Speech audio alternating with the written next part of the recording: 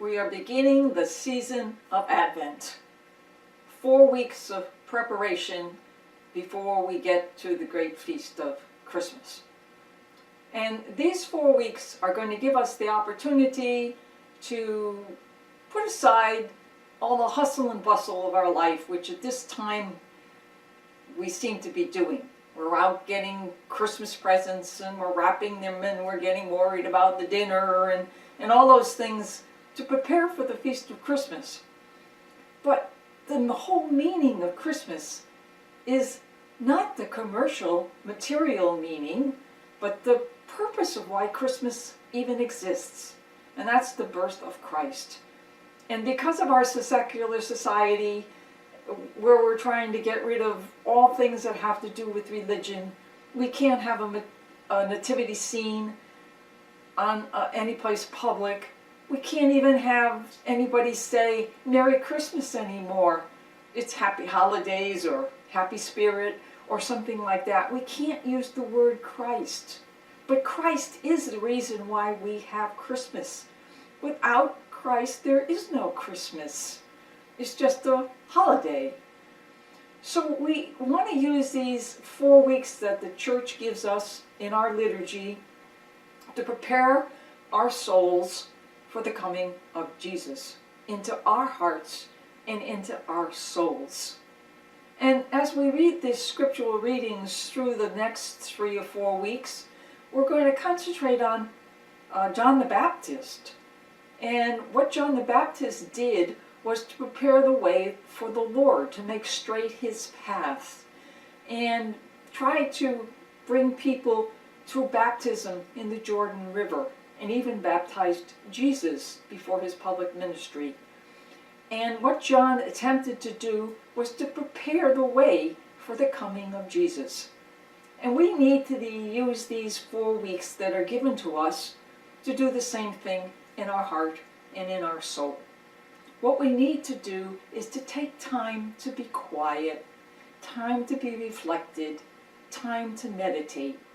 And we have a time to be alone. And it's at this time of loneliness, not alone because we're always with God, but this time to be alone with him, to get a relationship that's meaningful.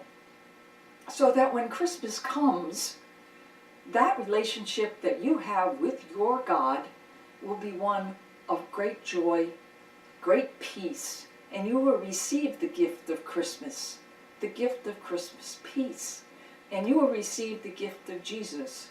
God made man, divinity made humanity, Emmanuel, God with us. And that's what we're preparing for. We're preparing for that great feast where God will come to us in a very, very special way. He will come to us as an infant, helpless. He comes to us as a humble human being. Yet, he's the second person of the Blessed Trinity. And if we're going to have that happen, that great event where God is born inside of me again, then we need time to be, like St. John, out preparing the way for our souls for that great moment.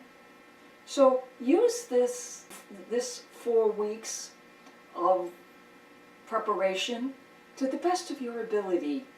Learn to get that relationship that you need to have. This isn't where we were meant to be. Our life here is an illusion.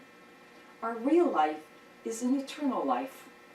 And if we're going to get to that eternal life, what we have to do is we have to make sure that our soul is in the right disposition to receive the Lord at all times. We need to know the day or the hour at which our death will be, but it will be, because no one escapes this world alive. And we don't live forever.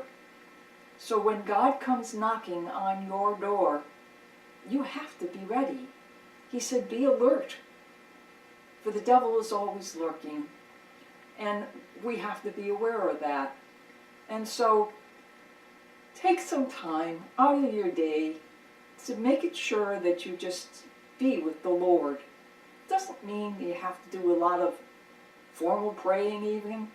Just be quiet and focus your life and listen to what God has to say to you, because He does speak to you.